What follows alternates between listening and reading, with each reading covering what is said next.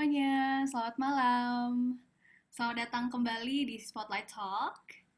Gimana kabarnya teman-teman semua? Mudah-mudahan selalu sehat ya. Itu yang paling penting sekarang ya. Saya senang sekali bisa ketemu sama teman-teman semua lagi. Dan thank you so much for coming in here, for spending your time malam hari ini, buat ngeluangin waktu untuk kita belajar sama-sama, diskusi, tukar pikiran, dan mudah-mudahan nanti pulangnya bisa dapet inspirasi ya. Saya Dea, saya moderator untuk malam hari ini.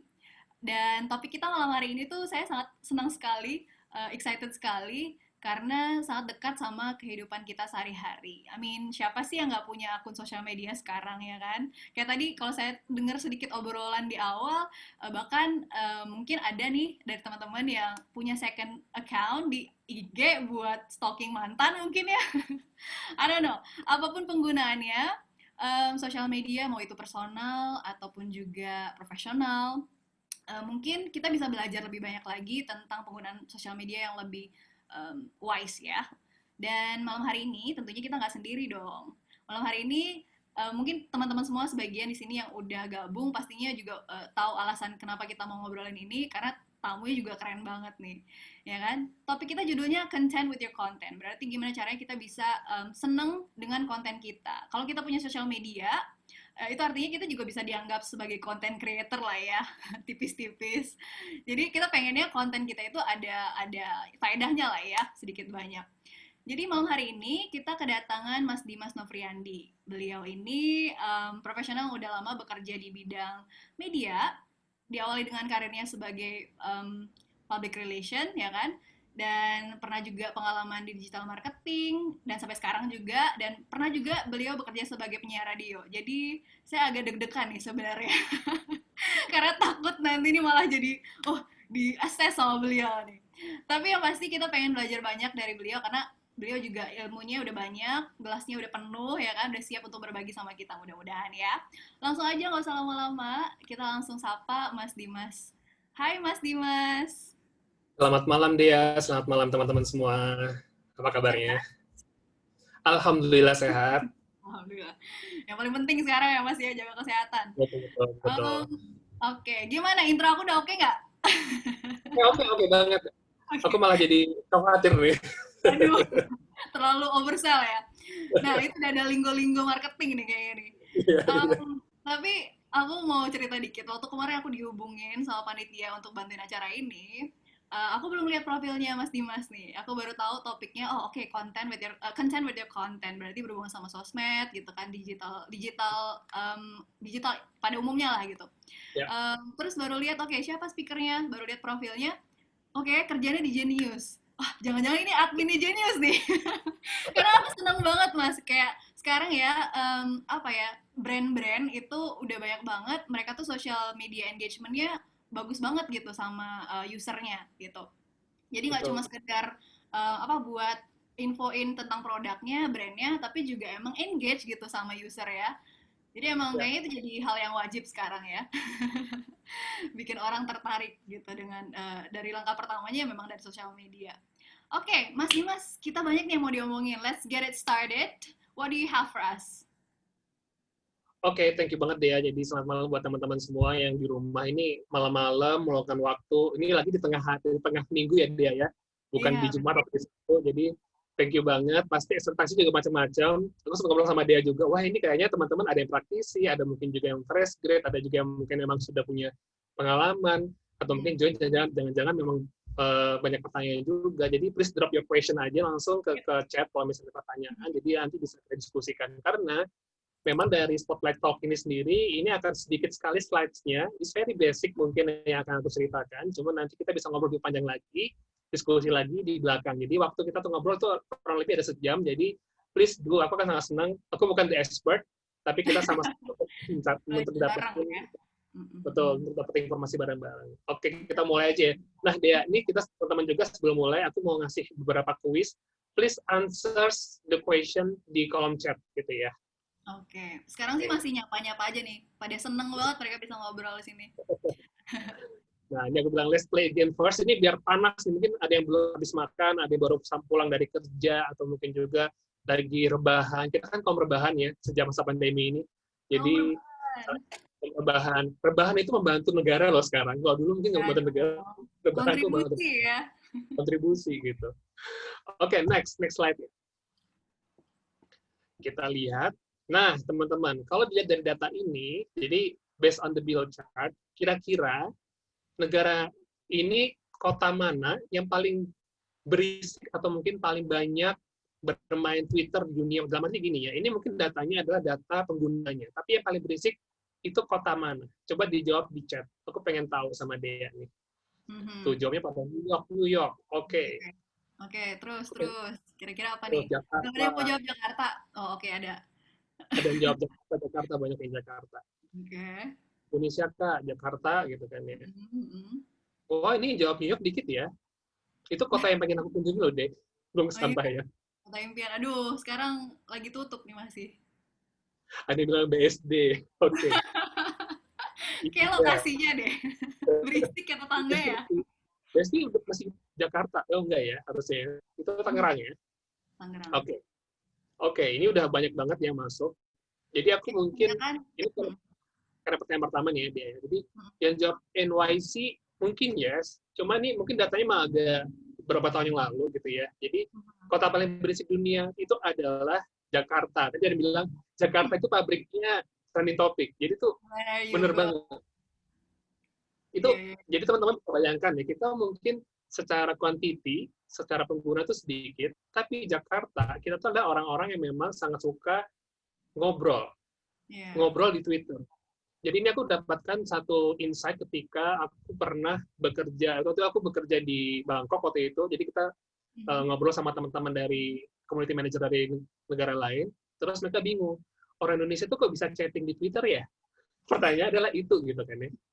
Kita tuh bisa loh ngobrol, misalnya, Dea kamu lagi di mana? Ngapain? Sampai jam berapa? Itu bisa di Twitter gitu.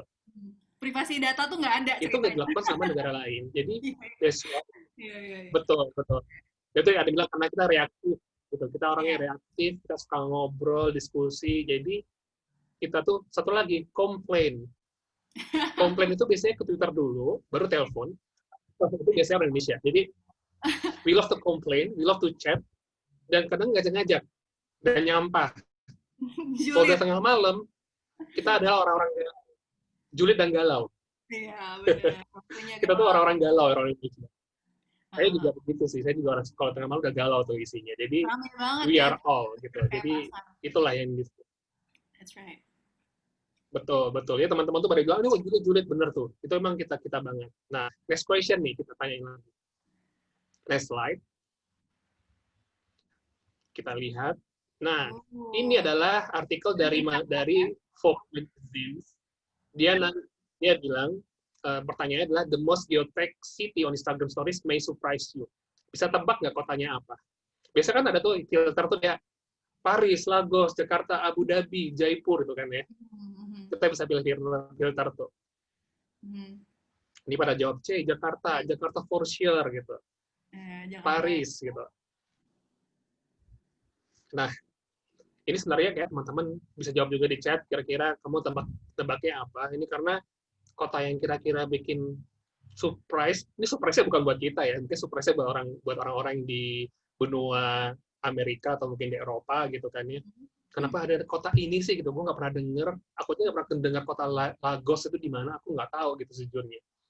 Gitu. Jadi, there's something yang memang orang Indonesia itu sangat-sangat, atau mungkin di global, mereka penasaran. Nah, mungkin aku jawab ini ada bilang Jaipur. Jawabannya adalah, sekali lagi, ini yang buat mereka kaget adalah Jakarta. Gitu. Jadi, pertanyaannya, atau mungkin jawabannya, kenapa Jakarta ya? Gitu. Ini ada insight lagi nih, teman-teman, atau Dea juga. Ada insight-nya adalah, orang Indonesia itu adalah, kita tend to create Instagram stories twice dibanding sama rata-rata di dunia. Jadi, tahu kan ya kalau misalnya kita, hai guys, gue lagi di mana coba tebak. Kan ada di sana, saya mana tahu Anda di mana gitu kan kadang-kadang. Jadi kita tuh suka banget memberikan pertanyaan ke orang lain, kita lagi di mana, kemudian kita lagi apa, kemudian jadi ada bilang jahit di Instagram Stories, kemudian ada yang bilang belain pakai iPhone supaya lebih jernih Instagram Stories-nya. That's so true gitu. Jadi kita sangat lebih respect Instagram Stories kita lebih jernih dibandingkan foto-foto kita yang ada di feed gitu. Jadi itu orang Indonesia banget, dan kita memang sekarang, itu dia bilang siapa nih di Instagram Story? Kita temannya dia, bukan teman aku nggak tahu dong. Jadi hal kayak gini lah yang kita suka share, tapi kita suka lihat gitu. Jadi it's very Indonesian. Kita sangat suka sharing, kita suka bercerita. Jadi ini membuat orang di luar negeri kaget kenapa Jakarta itu menjadi kota yang paling banyak di geotek gitu kan. Jadi mungkin kalau misalnya Paris gitu kan, ya udahlah ya gitu, atau mungkin New York ya udahlah ya gitu, atau Melbourne, atau mungkin juga London, this something yang memang udah common. Kalau kita bisa bilang Oke, next question. Wisata gitu ya. Betul. Nah, ini ada table, ini masih baru dari Juni 30, 2020. Kemudian ini kan ada angka Indonesia, terus aku tutupin tuh. Jadi ini where apa aplikasi yang paling baik di-download gitu kan. Kira-kira apa?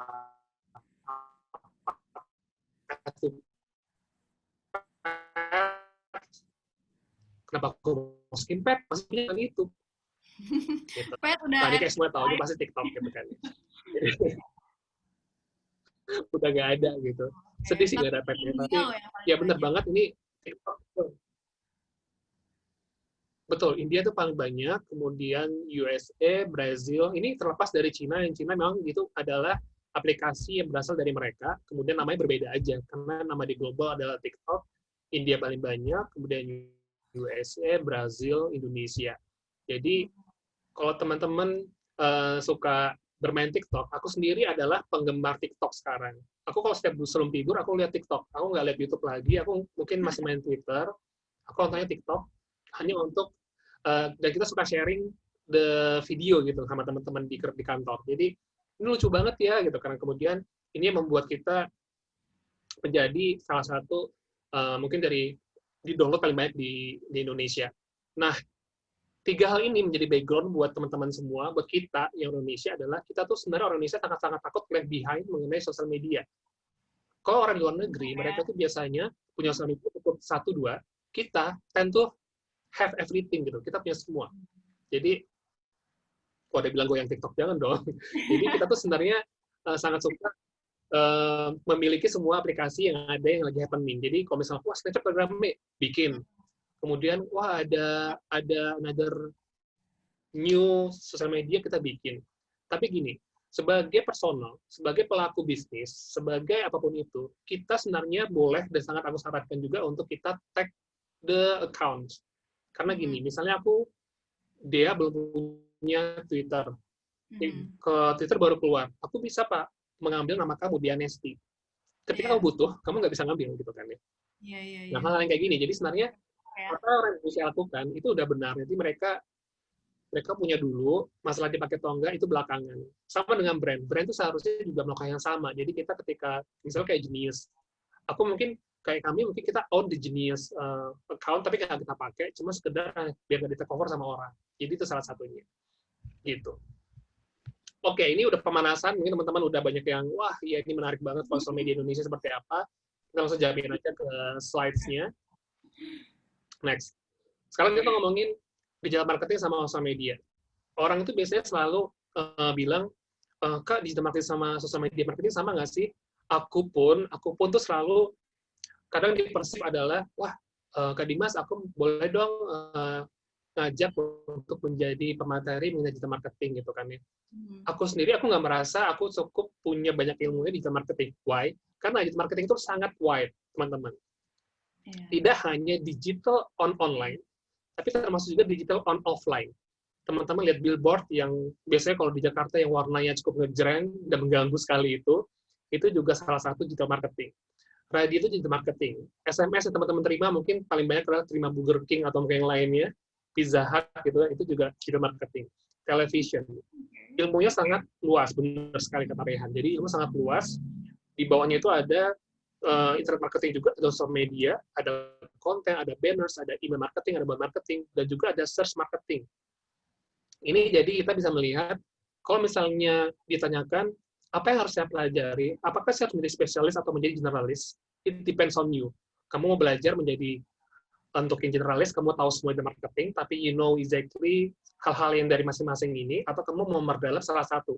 Banyak pakar-pakar Indonesia yang SEO jago banget, SEM jago banget, sosial media dia juga jago, gitu kan. Jadi mereka memilih salah satu klaster yang ada di sini untuk bisa memaksimalkan dari pengalamannya dia. Kalau aku sendiri, mungkin aku berangkat dari sosial media sama konten marketing, gitu kan. Jadi, aku sekarang lagi belajar digital marketing, karena memang aku pengen tahu, karena perkembangannya sangat cepat ya di Indonesia. Jadi, that's the thing yang mungkin kita harus bedakan apa itu digital marketing, apa itu social media marketing. Malam ini kita akan banyak ngomong social media marketing, teman-teman. Jadi, tapi kalau misalnya mau ngomongin tentang marketing, let's discuss juga. Aku kan jawab, nggak bisa jawab. Kalau nggak bisa jawab, aku kan jujur nggak bisa jawab gitu ya. Jadi, kalau nggak tamu gitu. Aku nggak akan mengadi-ngadi istilah kata-kata anak zaman sekarang. Oke, next.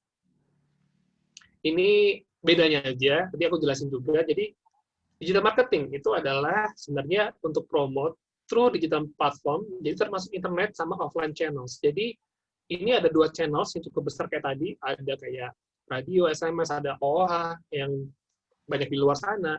Tapi social media marketing itu lebih kepada represent the applications. Jadi kayak Twitter, Facebook, dan lain itu yang menjadi social media marketing. Jadi part of digital marketing. Nah, kemudian digital marketing itu dia nggak limited tuh social media marketing. Jadi itu bukan sama dengan teman-teman yang mungkin kalau misalnya kita bilang, oh aku tahu tentang social media marketing, artinya aku pakar digital marketing, not necessary gitu. Nah, social media itu just one component of digital marketing. Bawahnya lagi audience. Audiensnya ini atau mungkin juga adalah orang yang kita sasar. Social media itu akan lebih limited di-compare sama dengan digital marketing. Tapi masing-masing itu kita bisa targeting. Otomatis itu akan lebih maksimal untuk kita gunakan. Di bawahnya lagi, kita bisa leverage both online channel sama offline marketing untuk promote brand atau akuisisi atau mungkin engage. Sedangkan social media channel itu biasanya untuk establish, jadi relationship sama customer. Jadi kayak ngobrol, kayak kata dia tadi, kita banyak kan brand-brand sekarang tuh udah mulai jago untuk mulai tap in on dari apa yang lagi trending topik gitu kan. Teman-teman kalau misalnya masih main Twitter, aku nggak tahu sih, ini aku nggak yakin semua masih main Twitter ya, kalau aku sih masih main nih. Kita lihat, sekarang trending topik itu yang orang Indonesia pasti kebanyakan K-pop gitu. K-pop itu paling cepat, kemudian juga adalah yang kedua tentunya adalah mengenai COVID sekarang, kemudian juga mengenai politics. Nah, dan ada brand-brand lain yang biasanya yang dia tapping on ke K-pop juga, misalnya kayak Tokopedia atau mungkin Shopee. Kan sering banget tuh mereka bersaing untuk mendapatkan trend topik kan ya. Bola juga cepat, itu betul. Jadi bola juga cepat. Pada tengah malam tiba ada bola yang akan naik. Jadi ini orang Indonesia itu sangat mudah, mereka sangat cepat membuat trending topik yang sangat berbeda di compare sama dengan negara lain. Jadi ini yang membuat kita harus cepat untuk bisa melihat apa yang lagi trending. Gini ya, teman, mungkin kalau pertanyaannya, Kak, apakah artinya kita sebagai seorang social media marketing, kita harus rajin atau kita menjadi kayak seleb tweet atau mungkin seleb Instagram atau mungkin menjadi yang lainnya? Enggak juga. Jadi gini, kebanyakan teman-teman kalau dilihat, kalau mungkin kemarin ada yang pernah nonton The Social Dilemma di Netflix, ya kan ya? Semakin kalian tahu tentang sosial media, kalian akan semakin takut untuk bisa men-share hal-hal yang kalian rasa itu menjadi suatu rahasia. Misalkan aku nih Dea, dan teman-teman juga, aku itu sudah men-turn off semua, men-turn off ulang tahunku. Jadi kayak misalnya di Twitter, kemudian di Facebook, kemudian yang nggak bisa cuma di LinkedIn yang kita turn off. Tapi di social media kita bisa turn off. Jadi kita harus turn off. Aku sini turn off karena aku merasa kalau misalnya sampai orang tahu tanggal ulang tahunku, tanggal lahirku, itu akan mudah untuk data mining, untuk mungkin juga foster yang lain. Yang kedua, misalkan aku juga mungkin kayak alamat emailku sekarang udah aku tag out semua dari sosial media. Jadi kadang-kadang kalau misalnya mau ngontak, Kak, aku mau ngontak kamu, caranya gimana ya? Emailnya nggak ada, bisa udah DM aja, nggak apa-apa gitu. Jadi kadang-kadang aku udah mulai starting untuk, wah ini aku juga agak-agak takut. Semakin kita banyak tahu, semakin kamu terjun ke dunia ini, kamu akan semakin takut untuk memberikan data-data kamu gitu. Oke, next. Kita akan ngobrol yang lain. Nah, kenapa sih kita harus punya social media presence gitu kan ya? Pertama, ini is very common memang. Jadi yang pertama, drive prospect to your website. Website itu biasanya kalau misalnya di teman-teman sosial media marketing atau digital marketing, kita anggap sebagai rumahnya kita. Kalau teman-teman di sini ada yang blogger dulu, jadi kita anggap blog itu sebagai rumahnya kita. Tapi Twitter, kemudian Facebook itu sebagai motornya kita, sepeda, motor, jalan-jalannya pakai sosial media, tapi akhirnya kita pulang ke website. Jadi, website ini sangat penting untuk kita gunakan sebagai rumah, atau mungkin juga sebagai tempat kita untuk bisa menjelaskan lebih detail lagi, lebih maksimal lagi, atau mungkin sebagai conversion, atau mungkin akuisisi. Bisa sampai juga di website. Artinya mereka akan mendapatkan informasi lebih detail lagi. Nah, pertanyaannya, apakah kalau misalnya kita punya bisnis harus punya website? Kalau kalian bisa kelola, you should have it. Tapi kalau misalnya merasa, aku masih belum bisa kelola dengan baik, dengan benar, ya mungkin memang kalian bisa menggunakan website yang cukup, yang ada beberapa yang menggunakan kayak blog ya. Apakah menggunakan Medium, atau mungkin juga menggunakan Blogspot, WordPress, yang lain-lainnya. Yang kedua, be trust in your brand. Trust ini karena muncul ketika kamu muncul di sosial media, kemudian kamu menjelaskan apa itu brand kamu, menjelaskan vision kamu, menjelaskan juga produk kamu seperti apa, dan contactable yang paling penting. Orang Indonesia kan penasaran nih, wah aku mau kayak dia, aku mau beli kerudung gitu kan, ya. Ini katanya ada yang bagus di Instagram, kamu kontak dia, oh ada beneran nih, testimonialnya dipasang, kemudian dia punya link untuk masuk ke e-commerce yang tepat gitu. Kamu pasti akan lebih trust dengan produknya. Jadi ini sebagai kendaraan mereka juga untuk build trust di brand kan ya, gitu. Kemudian untuk nurture your online community, atau mungkin mengembangkan online community kita. Jadi ini community bukan dibilang sebagai komunitas yang besar, sebagai salah satu tempat berkumpul orang-orang untuk bisa berkumpul kayak kopdar gitu ya. Kalau di kan dulu kan ada kopdar nih gitu. Community itu maksudnya adalah iya, anak jadul banget ya gue ya. Jadi kita tuh dulu kalau misalnya yang kita bilang online community adalah maksudnya kita bagaimana kita bisa engage sama mereka, karena salah satu KPI sosial media adalah kita bisa memiliki komunitas yang memang mereka akan respon atas apapun yang akan kita posting. Percuma kita punya followers cukup banyak, percuma kita punya fans cukup banyak, atau mungkin yang lainnya, tapi kita nggak pernah ngobrol, atau mereka nggak pernah respons. Jadi kita kayak ngomong sendiri sama tembok gitu ya. Jadi kayak sedih gitu hidupnya. Jadi jangan sampai kayak gitu. Iya. Dan kayaknya sekarang itu jadi ini ya, jadi sorotan kalau mereka mau kerja sama brand lebih ngelihat engagement di situ ketimbang like-nya berapa gitu ya. True. Jadi sebenarnya engagement-nya akan tanyakan, misalnya kalau benar kata banget kata dia, kalau misalnya tanya, sebenarnya engagement-nya seperti apa dengan followers-nya gitu. Tapi dia lagi, engagement-nya ngapain? Apakah engagement-nya hanya karena sekedar kuis, atau memang benar-benar mereka engage dengan suka hati, atau artinya mereka menjadi brand advocates-nya. Itu kan bedanya. Nah, kemudian itu complements the digital marketing channel. Jadi kayak tadi, digital marketing kan cukup banyak, social media jadi complementary, itu juga bisa menjadi salah satu yang penting buat kita harus kenapa ada presence di sosial media. Kemudian, encourage meaningful engagement. Meaningful ini cukup beda-beda artinya. Artinya meaningful buat aku beda, mungkin meaningful semua, ya relatif. Meaningful buat dia. Karena meaningful ini adalah bagaimana ada yang memang brand mereka fokus untuk bagaimana bisa merespon within SLA. Misalnya, dalam waktu 3 seconds, I need to answer everything gitu ya. Itu ada brand-brand cukup. Misalnya kita lihat brand telco, atau mungkin ride hailing, kemudian juga brand-brand seperti yang kayak transportasi, mereka kan butuh kecepatan untuk merespon gitu. Atau mungkin juga ada SLA itu adalah service level agreement-nya. Jadi service level itu artinya kalau misalnya di brand, kita punya service level yang memang kita punya sebagai standar. Misalnya kalau dia nanya ke Twitter Genius Connect, kita harus punya standar, harus dijawab maksimal 20 menit misalnya. Itu service levelnya yang harus dimiliki. Itu kita ada ukurannya masing-masing, dan setiap brand beda-beda. Gitu. Nah, kemudian ada generate direct inquiries. Jadi memang Indonesia baik lagi, kalau misalnya belum punya social media, dianggap tidak bisa untuk melakukan, tadi kan ada kita bilang sosial media sebagai tempat nyampah untuk memberikan feedback, atau mungkin juga curhat, atau mungkin juga untuk sekedar berkomentar. Sambat. Ya, sambat gitu kan. Dan orang Indonesia itu sangat iseng ya, dan teman-teman. Mungkin pernah lihat di timeline ada ngobrol, tiba-tiba misalnya Telkomsel, padahal dia nggak salah apa-apa, cuma sekedar untuk dijawab sama agennya gitu. Jadi itu memang keisengan anak orang Indonesia sama yang mana yang serius itu juga menjadi salah satu kenapa sosial media berkembang di Indonesia. Gitu. Mas Dimas, ada yang nanya SLA apa? Tadi udah aku jelasin, jadi SLA itu service level agreement kita. Jadi bagaimana kita memberikan dari brand itu kita punya standar untuk membalas respon di sosial media. Gitu. Biasanya punya standar respon ini hanya untuk akun sosial media yang digunakan sebagai customer service. Gitu. Jadi beda. Kalau misalnya kayak teman-teman XL ya, XL tuh punya XL Care sama MyXL gitu.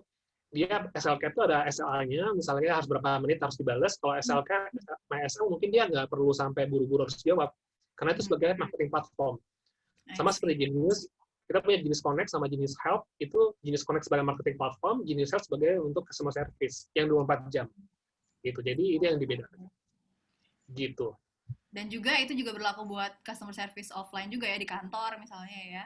Betul. Jadi SLA itu benar juga, ada juga dilakukan kalau teman-teman kayak gerak Pareto Komsel. Kebetulan aku pernah jadi CSA Komsel deh zaman dulu, ketika kuliah. Jadi tahu banget tuh dikejar waktu ya. Jadi aku tuh ada tombol yang aku harus tekan kalau aku udah selesai menjawab pertanyaan dari teman-teman, dari customer yang datang ke Grapari. Jadi ketika udah selesai, aku tuh harus dikejar, kami tuh harus dikejar ada waktu terbatas. Misalnya tidak boleh melewati waktu yang ditentukan. Jadi sama, benar kata dia, offline, online itu juga harus ada SLA-nya. Gitu. Oke, next. Kita lihat. Ini pertanyaannya udah mulai banyak, nanti kita baca satu-satu ya. Oke. Ini benefitnya sosial media marketing. Jadi, pertama, pasti ini more traffic. Traffic itu artinya bisa memberikan bagaimana caranya untuk masuk. Tergantung traffic itu macam-macam ya. Biasanya larinya adalah ke website kita, atau mungkin juga untuk bisa mengakuisisi atau mungkin yang lainnya. Biasanya tapi ke website, tapi memang ini paling sering digunakan untuk mendapatkan traffic untuk mengklik sesuatu gitu. Nah, ini mungkin yang PR adalah biasanya kalau teman-teman kita praktisi itu Instagram kan kalau di caption belum bisa kasih link ya. Mesti link klik langsung nanti di apa namanya? di atas title-nya kita gitu. Jadi ini memang yang menjadi salah satu hambatan juga. Kemudian yang kedua adalah wider reach sama visibility. Reach itu artinya bagaimana kita bisa untuk bisa mendapatkan seberapa banyak orang-orang yang melihat kontennya kita di sosial media, dan mereka bisa melihat visibility-nya itu cukup luas. Nah, jangkauan sama ininya ya berarti. Betul, jangkauannya. Ketiga, brand awareness. Ini hal-hal yang common adalah yang dilakukan step pertama dari awareness, kemudian adalah education, kemudian acquisition, sampai dia ke engagement. Awareness yang pertama, jadi meng-create brand untuk mereka tahu nih brandnya apa sih sebenarnya. Wah, ada brand ini, ternyata bagus banget ya. Jadi kita biasanya muncul dari sosial media.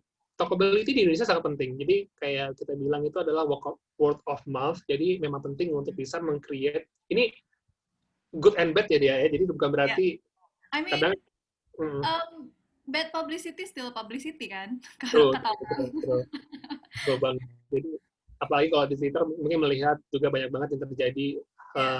Ada yang sengaja juga untuk melakukan hal itu kan, untuk meng-create awareness. Brand itu nggak hanya brand so-called brand atau merek, tapi personal branding. Personal branding kita misalkan adalah Atta Halilintar gitu ya, atau Anda adalah Deddy Corbuzier gitu ya, itulah brand awareness juga. Gitu. Kemudian virality. Virality ini juga sama. Virality itu kita juga tercreate karena memang dibicarakan orang lain. Tapi gini, mungkin kalau zaman aku ada agensi dulu di digital, biasanya brand orang bilang, kita mau viral gitu ya. Video kita mau viral, itu pasti kayak KPI yang, wah ini KPI yang sangat tidak bisa terukur ya. Ini virality versinya mereka seperti apa. Jadi gini, virality itu kadang-kadang bisa menjadi benefit buat kita. Jadi tadi ketika kata Dea, itu bisa good publication atau bad publication. Atau mungkin malah nggak sengaja virality. Gitu. Jadi pernah terjadi, misalnya aku boleh cerita di brand aku sendiri di Genius, kita pernah viral karena sesuatu yang di luar dugaan kami. Gitu. Jadi kita bikin video ala-ala TikTok yang ada musik belakangnya, latar belakang. Nah, musiknya itu pakai musik free. Kita ambil dari internet, upload dengan video yang ada versi tulisan suaranya, ada suara kayak audio jumper, kita bilang gitu. Audio jumper, ini kayak ada backsound-nya gitu kan. Itu dibahas sama orang-orang, wah ini jenis nggak bisa bayar ya, wah jadi, tapi buat kita, ini take down nggak, kata anakku, kata timku kan, wah nggak usah take down, it's okay, it's still publications. Orang makin banyak yang lihat gitu kan, dan kita nggak melakukan kesalahan apa-apa di situ, jadi ya udah.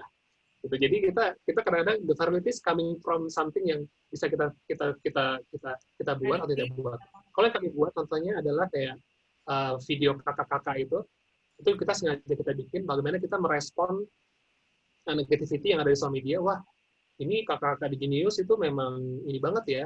Apa artinya? Ganggu banget nih, karena kalau lihat ke mall selalu ditawarin. Tapi gimana cara kita bisa shifting untuk menjadi something yang cukup fun gitu.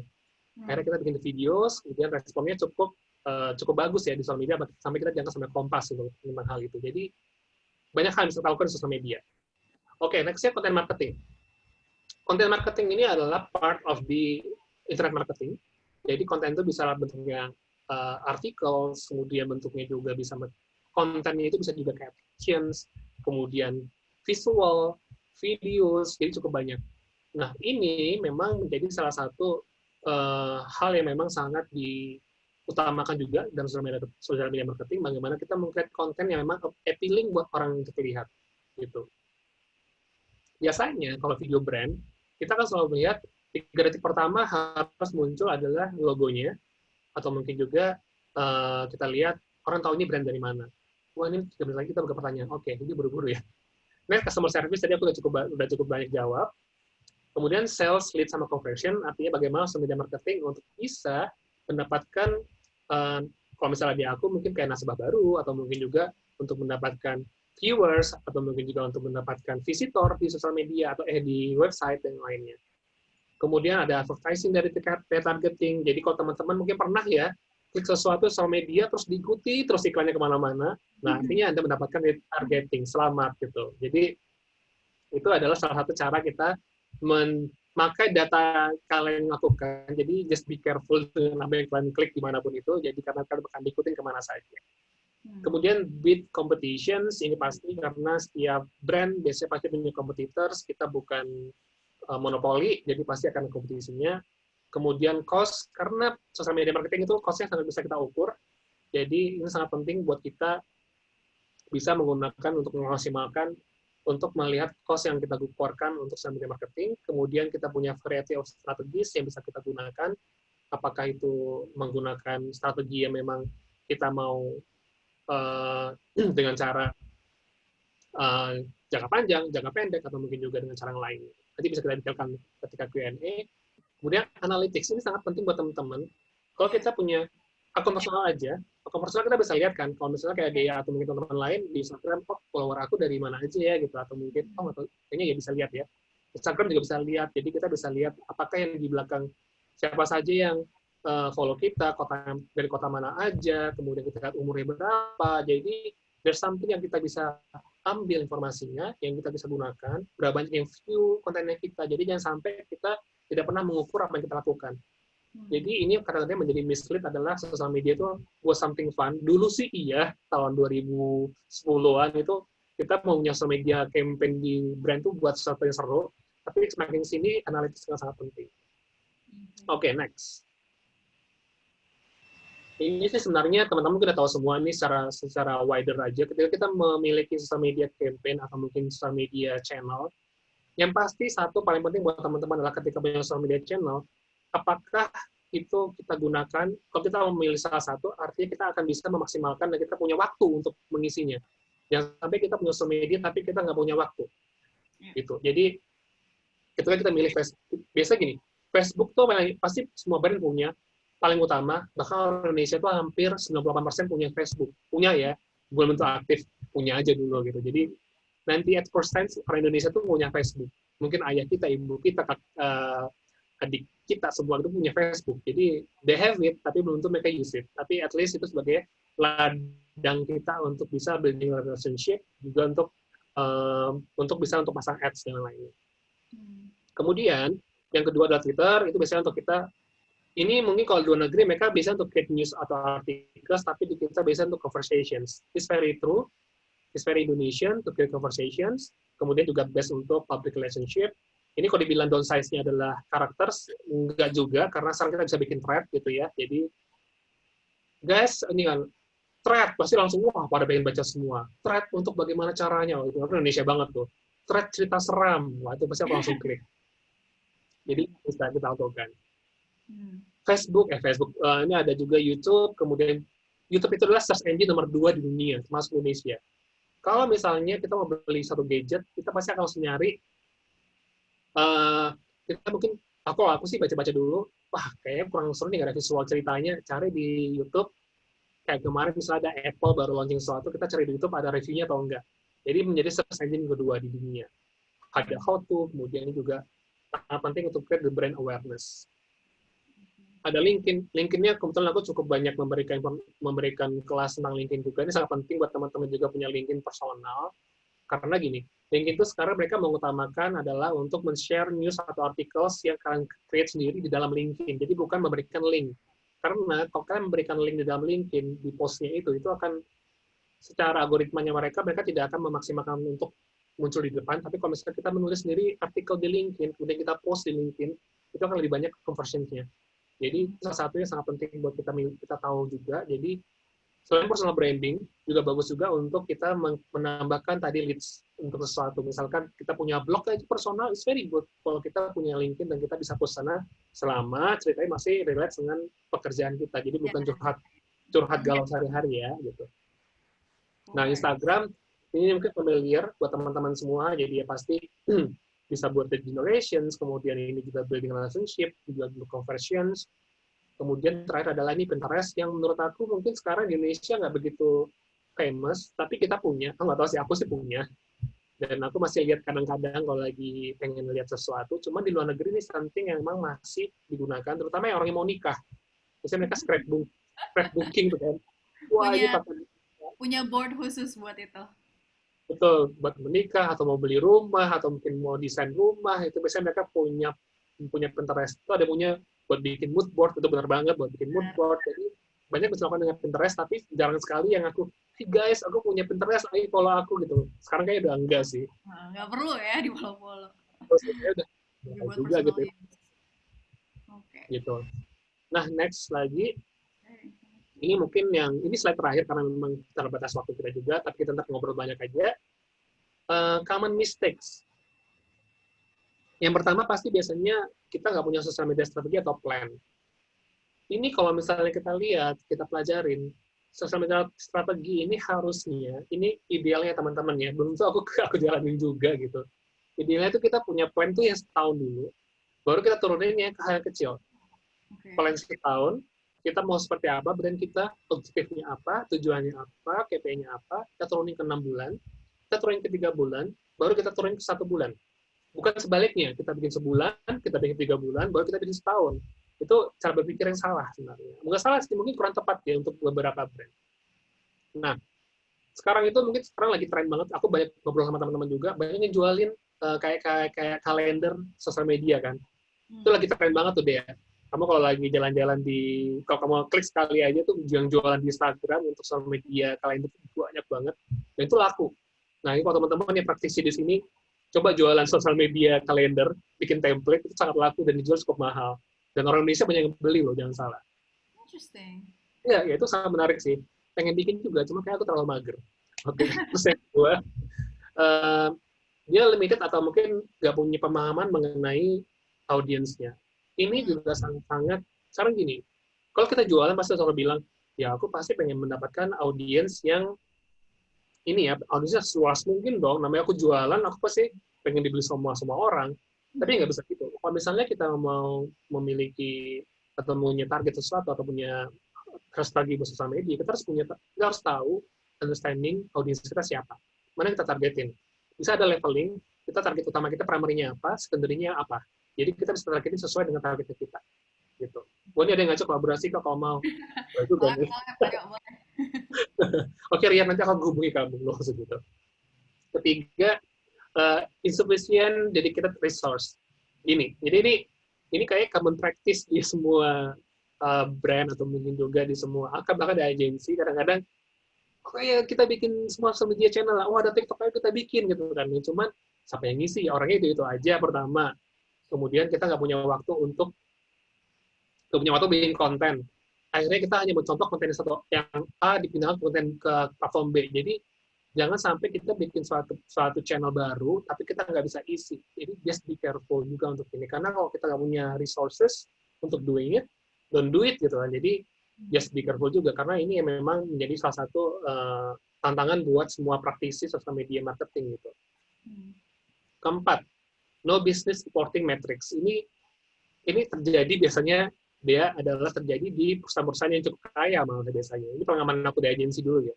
Jadi semakin kaya perusahaan, mereka kadang-kadang malah ya udah nggak apa-apa duitnya yang penting keluar dulu. Kamu bisa bikin virality, kamu bisa bikin sesuatu yang cool, orang-orang banyak membicarakan. Cuman apakah itu terconvert necessary gitu. Jadi tapi itu nggak bisa sekarang. Kita harus tahu bisnis goal kita apa yang bisa kita lakukan di sosial media, dan kita helping them how gitu. Cara paling gampang adalah conversion misalkan. Konversi kita untuk orang beli the product atau mungkin juga sekedar dia masuk untuk membaca suatu halaman kita itu dari sosial media ada atau tidak. Ini orang-orang mungkin tanpa sadar bahwasannya business reporting is very important untuk kita miliki dan kita sepakati. Jadi sepakati dengan all the bosses atau mungkin leaders yang kita punya di kantor. Jadi ini salah satu PR juga bagaimana menjelaskan ke mereka maksud dari masing-masing matrix tersebut. Nah, kemudian no advertising strategi ini biasanya untuk paid advertising sosial media. I think ini akan goes into detail lebih kepada paid advertising. Kemudian ini 6 ada each platform is treated the same. Dulu ketika tahun 2010 2015 mungkin bahkan 2015 lah, kita tuh sebagai anak agensi masih mengajarkan is okay kita mirroring aja kontennya. Kita posting di sosial media, di Twitter sama Facebook sama aja, atau mungkin kita mirroring dari Facebook sama Instagram sama aja gitu. Cuman itu sekarang orang itu beda ya. Betul. Biasanya mereka orang yang bermain di Facebook, orang yang bermain di Instagram, bermain di Twitter beda-beda karakter. Jadi nggak necessary kita harus punya satu konten yang kita posting di semuanya. Dulu sih itu mungkin akan lebih memudahkan hidup kita sejujurnya. Aku juga dulu pernah jadi social media admin kan. Jadi itu hidup aku gitu. Jadi kayak asik aku udah punya konten nih buat Twitter, aku pindahin ke Facebook gitu. Sekarang udah nggak bisa karena Facebook konten akan berbeda, kemudian di Instagram akan berbeda, bahkan timeline juga berbeda. Kita nggak bisa posting di hari yang sama juga. Bisa jadi kita membicarakan hal sama, cuma kita posting di minggu yang berbeda gitu. Jadi ini kita harus dilihat dulu. Karena apa yang dibicarakan, apakah memang kita harus kalau kita membeda-bedakan, mungkin message-nya sama, tapi how we treat the key visual atau image-nya, how we treat the captions, it will be different. Gitu. Jadi itu yang harus kita pikirkan. Nah, no integration with other channel. Ini integration yang dimaksud adalah bukan dari sisi kontennya aja, tapi lebih kepada bagaimana kita bisa funneling-nya itu adalah menjadi satu funnel. Integrasinya misalkan ya, sosial media itu kita mengintegrate bahwasannya message yang kita punya untuk masing-masing konten itu sama. Misalkan tone and manner-nya. Kalau misalnya Genius sendiri misalkan, kebetulan ini salah satu peserta kita ada yang dulu dari agensi Genius. Jadi kita menjadi brand bank yang memang ingin kita sebagai partner, sebagai teman, kita witty, kita pengen menjadi teman diskusi gitu kan. Jadi tone-nya itu harus sama di semua channel, jadi nggak berbeda-beda. Nah ini memang kadang-kadang kita harus pikirkan bagaimana kita punya tone and manner yang sama, kemudian bagaimana caranya kita untuk bisa mengintegrate dari sisi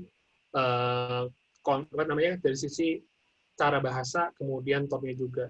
Bahkan ini yang mungkin kalau misalnya teman-teman lihat, kalau di Facebook sendiri bilang, Facebook dan Instagram, brand itu sebaiknya memiliki tone warna yang memang juga selalu konsisten gitu. Ini mungkin karena bayangin ya, misalkan aku bilang ada brand A, dia selalu pakai warna, aku bilangnya Gojek gitu ya, Gojek pakai warna hijau yang warnanya Gojek gitu. Ketika dia posting dengan warna hijaunya dia, orang akan tahu, oh ini pasti Gojek nih gitu. Ketika nanti aku punya brand lain, aku pakai warnanya Gojek, bisa jadi orang kira aku lagi ngomongin Gojek, padahal belum tentu enggak gitu. Yeah. Jadi konsistensi brand is very important untuk orang ketika ngelihat di semua channel itu sama. Nah ini mungkin jadi tantangan juga untuk brand, apalagi di tempat coach sendiri pun di jenis kita punya beberapa warna yang kita punya gitu, kita nggak pakai specific one color. Jadi kadang-kadang ini menjadi untuk campaign, jadi kita how to educate itu juga yang memang perlu kita gunakan, bagaimana kita bisa tone and manner, kemudian bahkan sampai color itu juga kita bahkan perlu melakukan A/B testing juga teman-teman. Bahkan di tempatku sekarang kita kan sangat appreciate di A/B testing, artinya ketika kita posting the same message, posting satu gambar yang sama, tapi warnanya beda background-nya. Itu kira-kira orang akan lebih relate yang mana, orang lebih suka klik yang mana. Itu kan sampai cek ke warna juga kita. Jadi, oh warnanya yang orange orang lebih banyak klik. Oke, sekarang caption kita coba sama-sama orange, captionnya kita ubah. Satu kita ada CTA-nya, ayo komen di bawah ini. Satu lagi nggak ada CTA-nya. Kira-kira mana yang lebih relate? Itu dites terus. Nah, teman-teman tuh harus sering melakukan tester ini. Jadi jangan sampai kita selalu merasa puas dengan yang kita lakukan, tapi kita lihat the kompetitor apa yang mereka lakukan, lihat the market apa yang mereka lakukan, gunakan tadi kayak punya sosial media, kan tadi bilang aku punya second account nih kak, yang terkunci gitu kan, gunakan sebagai stalking untuk lihat-lihat yang apa jadi market gitu. Kayaknya Kak Dimas punya iya benar riset. Kak Dimas punya second account nggak? Oh punya tentunya, jangan salah.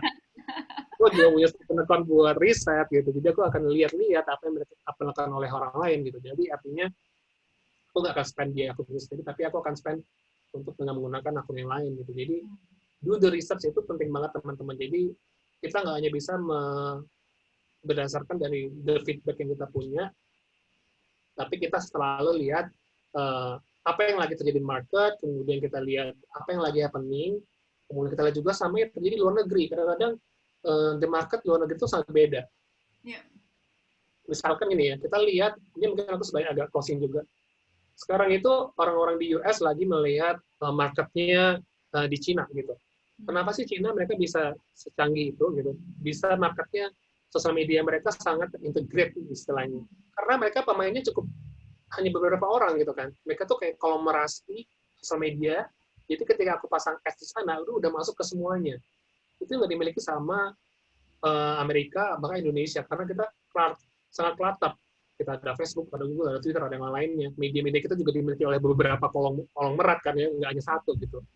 Jadi ini yang juga menjadi tantangan buat kita untuk bisa belajar lebih banyak dan kita juga bisa untuk testing everything yang bisa kita miliki dan kita punya. Gitu deh. Jadi ini teman-teman mungkin sebagai gambarannya aja.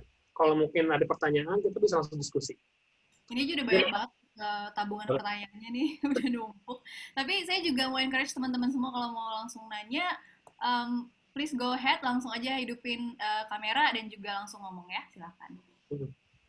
Mas Dimas juga punya giveaway mungkin? Iya, ini ada giveaway untuk pertanyaan yang paling menarik sih ya. Jadi nanti ada giveaway. Akun jenius ya? Masih bukan foto aku. Oh. Oke. Oh, kalau soal yang nanya PowerPoint-nya nanti teman-teman tenang aja, akan kita share juga, either itu di email, nanti tunggu aja follow up-nya ya. Dan ini juga for the record, ini kita juga record, jadi nanti akan di-share di YouTube. Tapi sekarang buat yang pengen nanya, boleh tanya langsung dengan video atau dari chat, kita sambil nungguin. Mungkin saya coba lihat ini dulu ya. Chatnya tadi udah banyak banget yang nanya. Mungkin you answer as you go, tapi kita coba review lagi beberapa. Nih kalau soal jumlah followers sosial media, itu jadi hal yang penting nggak, Mas? Mengingat banyak yang nggak follow, tapi masih bisa dan ngikutin sosial media tersebut. Ya, ini menarik banget sih pertanyaannya, dan aku mungkin ini terutama TikTok itu mengubah peta sosial media karena gini, kita bisa melihat video, kita bisa share the video tanpa kita harus kita punya akunnya kan, kita buka akun. Jadi ini menjadi salah satu tantangannya juga. Pertanyaannya adalah sekarang itu kalau di brand, ketika dulu KPI-nya gampang banget, asal kita hit 1 million, wah kita rayakan gitu kan. Gue ingat banget zaman aku dengan beberapa klien sih, kita akan hit certain million, kita akan merayakan. Tapi sekarang udah nggak bisa gitu lagi. Jadi intinya dilihat adalah ada beberapa hal teman-teman. Tidak hanya follower, tapi juga kita akan melihat KPI misalkan seperti yang pertama itu kita melihat active followers-nya juga yang kita harus tahu. Followers is one thing, tapi aktifnya berapa persen.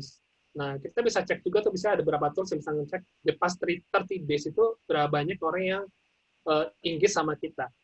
Engagement ini sangat penting karena biasanya itu menjadi salah satu KPI yang pertama. Engagement ini misalkan yang pertama adalah clicks to something, kedua likes, 3 shares, 4 comments, 5 brand mention. Nah, ini ada beberapa hal yang bisa teman-teman gunakan.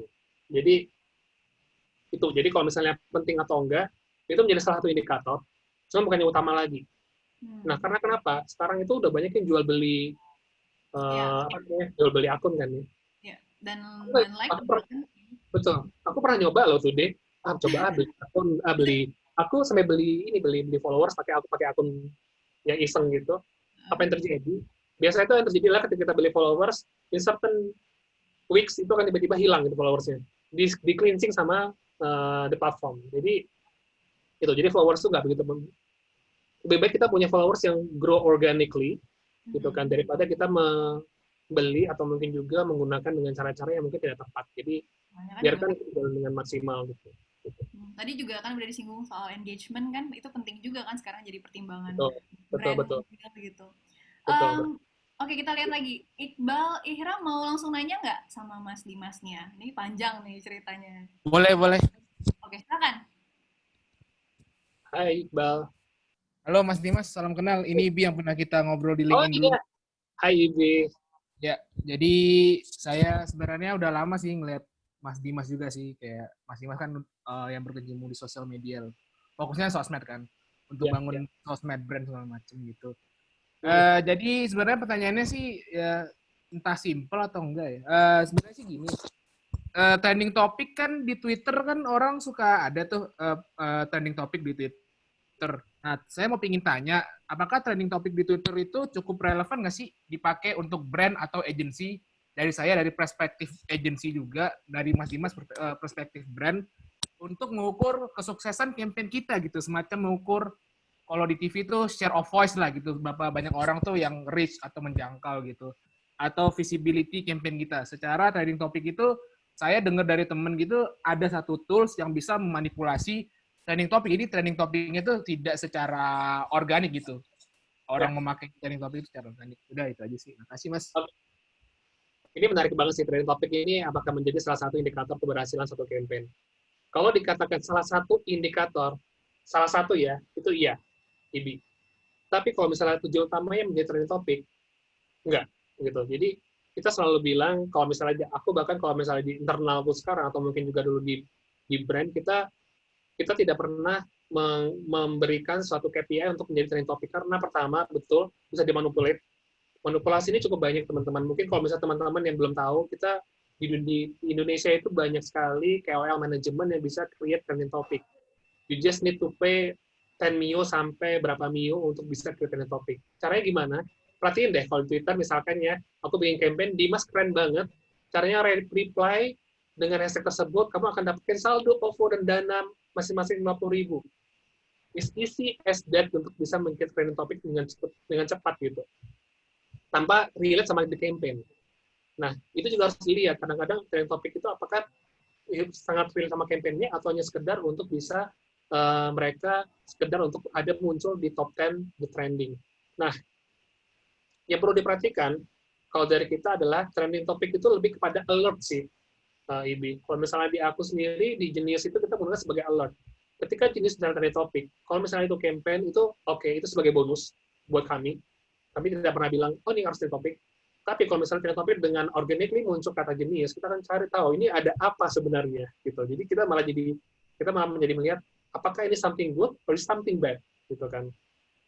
Ini harus juga kita harus report karena kita harus lihat apa karena memang ada isu kah atau mungkin juga karena orang membicarakan karena sesuatu yang cool dari brandnya. Jadi kalau dilihat kita sebaiknya the KPI is not the trending tapi lebih kepada engagement-nya sendiri dari apa yang kamu lakukan. Misalnya kamu punya hashtag yang kamu jalankan, kamu harus lihat orang-orang yang merespons dari apa yang kamu jalankan atau mungkin dari teman-teman KOL yang memang secara genuinely kamu ajak untuk meng-create the hashtag itu adalah digunakan benar-benar digunakan untuk sebagai supporting the campaign. Kemudian kalau misalnya nanti jadi rame, is good gitu. Tapi kalau misalkan dia nggak trending ya, I think it's okay. Karena kalau misalkan mau memasarkan itu trending, itu akan jadi persaingan yang itu seperti apa ya? Itu seperti balap kuda yang akan selesai sih. Karena biasanya itu yang berkejar-kejaran untuk trending adalah biasanya itu untuk bisnis yang mungkin kebanyakan sekarang teman-teman lihat adalah itu di e-commerce. Biasanya mereka nggak bersaing kalau udah main tentang K-pop yang lain, mereka akan bersaing untuk trending topik. Tapi kalau kita sebagai pelaku social media marketing, aku hanya melihat itu saya sebagai bonus karena tadi itu kita bisa meng-create sustain untuk bisa menjadi trending. Jadi not necessary menjadi salah satu main KPI karena KPI kita Indian adalah secara bisnis itu apa. Kalau misalnya trending tapi bisnis kita juga tidak getting better gitu, what for? Jadi itu yang teman-teman harus lihat sekali lagi ketika kita bikin strategi, lihat lagi ke bisnisnya. Bisnisnya itu targetnya apa? Jadi hanya sekedar trending itu mungkin udah kayak pas 10 years. Mungkin kalau dulu aku zaman di XL tahun 2012-an, kita sangat bangga kalau trending ya gitu. Jadi wah itu akan dirayakan satu perusahaan gitu. Wah, kita trending nih campaign kita. Tapi sekarang itu mungkin udah nggak dilakukan lagi. Jadi this common thing, jadi bisa di-create, bisa di-utilize dengan cara tertentu, bisa di-engineer. Jadi itu sih, just itu hanya bonus aja sih kalau buat. Semoga cukup menjelaskan ya Ibu ya. Masih Mas Dimas. Sama-sama. Jadi bisa ngobrol lebih lanjut lagi di LinkedIn ya. Oh, bisa. Oke, saya mau ajak Mbak Cici Marsiana. Mau langsung nanya Mbak Cici, silakan. Ya, terima kasih atas kesempatannya Mas Dimas. Mas Dimas, timnya ada berapa orang ya di kantor? Oke. Kemudian mau nanya kalau misalnya corporate brand social media, itu kan image banget tuh. Nah, kalau misalnya dibombardir dengan jualan, itu oke nggak sih? Apakah perlu dibuat separate sosial media lainnya? Gitu. Oke. Ya, itu aja. Terima kasih. Good question. Terima kasih Mbak Cici. Jadi kalau misalnya pertanyaannya timnya ada berapa banyak, jadi kebetulan di Gini sendiri kita semuanya in-house. Jadi kita tidak ada agensi yang supporting untuk mengerjakan konten dan sosial media. Kita in total mungkin sosial media ya, specifically yang handle itu ada sekitar 4 orang. Gitu. Tapi kita punya tim yang mengerjakan untuk create konten, jadi kayak bikin key visual, kemudian ada tim buat create artikel, ada beberapa orang, kemudian ada tim yang kayak project manajernya, kemudian juga ada tim PR. Nah, ini cukup menarik karena dulu, mungkin kalau misalnya Mbak Cici di corporate, kadang-kadang PR sama social media itu akan separate ya. Misalnya PR itu akan under corporate communications, kemudian nanti social media dihandle sama marketing. Cuman yang kita lakukan adalah kita menjadikan satu payung di mana tim PR, tim sosial, tim konten itu duduk bareng untuk bisa meng-create dan bisa alignment semua message yang kita keluarkan. Jadi kalau bisa ditanya in total itu sekitar kita bilangnya squad di kantor itu ada sekitar 10 sampai 12-an orang yang mengerjakan ini. Cukup besar, tapi itu akan cukup cepat untuk meng-create sesuatu. Yang kedua, pertanyaannya, apakah harus separate atau enggak? Di social media marketing itu ada namanya rules 80-20 rules. Jadi di mana 40% konten itu adalah lebih kepada educating, memberikan inspirasi, kemudian juga untuk memberikan memberikan informasi, 20% adalah untuk jualan. Itu adalah rules yang common dilakukan dari zaman dulu sih. Tetapi apakah pertanyaan Mbak Cici ini kalau misalnya jualan terus gimana ya? Cukup banyak. Ini biasanya ini menjadi pertengkaran, perdebatan. Ini buat teman-teman pelaku social media marketing di kantor masing-masing. Biasanya kita sebagai orang yang brand, orang marketing akan memaksa orang social media, ayo dong keluarin nih konten gue buat jualan gitu. Pasti mereka mau nge-push kan gitu. Coba kita harus punya kontrol, di mana kita punya brand guideline, di mana guys, karena aku punya rules, misalnya kita biasanya mau kompromi jadi 70-30% buat jualan. Jualan hanya boleh keluar di hari-hari tertentu, misalkan Senin sama Rabu aja. Di luar hari tersebut kita nggak bisa buat jualan. Jadi kita harus punya kalender yang cukup precise, dan itu harus di-set ke mereka kalender. Dalam arti, guys, ini ada kalender kosong pada tanggal ini, karena ada yang mau dijual nggak, atau ada yang mau di-share. Di luar itu kita akan menggunakan sebagai untuk content planning yang lainnya. Jadi kita harus bisa mengeduket mereka bahwasannya kalau kita jualan terus, orang-orang akan bosan. Nah, yang kita minta ke mereka adalah ketika untuk jualan, kalau misalnya ada budget untuk kita bisa boost di sosial media, kita pasang iklan, jadi kita boost untuk mereka bisa maximize. Jadi instead of hanya sekedar mereka membardir semua dengan jualan sosial media untuk organik, tetapi tidak bisa maksimal, ya udah, you put your ads, dan kita pasang iklan, kita boost dengan paid media, jadi itu bisa lebih maksimal. Jadi Active 20 rules itu memang satu hal yang biasa digunakan sebelumnya, tapi it's very compromise karena kalau di kita sendiri di Genius kita menggunakan adalah memang kita nggak memisahkan antara untuk berjualan sopel jualan atau mungkin juga untuk bisa mengedukasi. Tapi satu lagi di social media marketing itu ada namanya disebut sebagai dark post ads. Dark post ads ini artinya adalah kita pasang iklan sosial media tanpa harus posting. Jadi kalau teman-teman buka Instagram, kadang lihat dapat sponsor, gitu kan, ada iklan sponsor, atau mungkin ada tiba-tiba lagi scrolling, muncul sponsor iklan gitu, itu biasanya ada post. Jadi dipasang sama teman-teman dari paid marketing, dia akan pasang iklan tersebut tanpa harus posting di sosial medianya kita. Jadi dia langsung targetingnya ke siapa. Targetingnya misalnya, oh iya aku targeting kepada orang yang tinggal di Jakarta, yang suka jalan-jalan ke spesifik malls, kemudian dia mau mencari satu produk, jadi itu akan muncul di timeline kita, tanpa harus istilahnya nyampah di timeline kita gitu.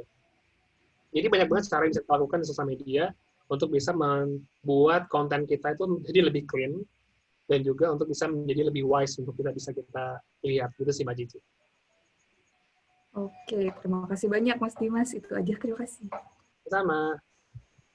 Ini ada pertanyaan tentang brand awareness. Saya mau ngajakin Sendang Mentari. Ada nggak orangnya di sini ya? Kalau mau nanya langsung silakan, karena dia mirip juga pertanyaannya sama pertanyaan Kelvin nih. Tapi saya mau ajak Sendang dulu nih. Halo, ini Mbak atau Mas nih? Ada nggak orangnya? Oh, udah segitu aja. Oke, saya bacain ya kalau gitu ya. Atau Mas Kelvin deh, saya ajak Mas Kelvin sekalian deh. Mas Kelvin, kalau pertanyaannya sama, saya bacain dulu. Kalau konten kita tentang event company nih, misalnya Mas, kita bikin webinar gitu, gimana caranya supaya viral, soal virality nih Mas, dan bisa narik banyak audiens, karena kan bisa ningkatin brand awareness-nya juga tuh dari eventnya. Nah, terus kalau kita pairing sama punya Kelvin, tanggapan kolaborasi dengan call, gimana Mas buat naikin awareness tapi nggak ningkatin engagement? If that makes sense. Atau mau satu Ini sebenarnya dua pertanyaan berbeda ya. Pertama, aku mungkin jawab yang bagian KOL dulu. Jadi dia intinya adalah tadi Mas Kelvin sudah menggunakan KOL untuk brand awareness, tapi ternyata engagement-nya kurang oke ya. Nah, ini yang perlu dipertanyakan adalah pertama, apakah kita sudah memilih KOL yang tepat? Terkadang kita juga harus punya PR, teman-teman, dari sisi kita sendiri untuk memilih KOL itu adalah yang benar-benar gini. Edukasi kami sendiri, kalau misalnya aku mencontoh apa yang kami lakukan sekarang di Genius, kita hanya menggunakan KOL yang benar-benar menggunakan Genius. Jadi kita tidak pernah bayar KOL yang memang hanya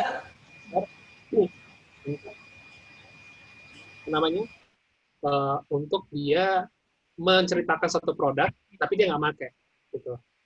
Jadi itu kita harus be careful dengan hal tersebut. Jangan sampai kita salah memilih KOL yang kita gunakan. KOL ini menjadi tantangan juga karena sekarang kan terbagi ada yang nano KOL atau yang KOL yang followersnya sedikit gitu ya. Kemudian ada yang micro, kemudian juga ada yang memang big KOL.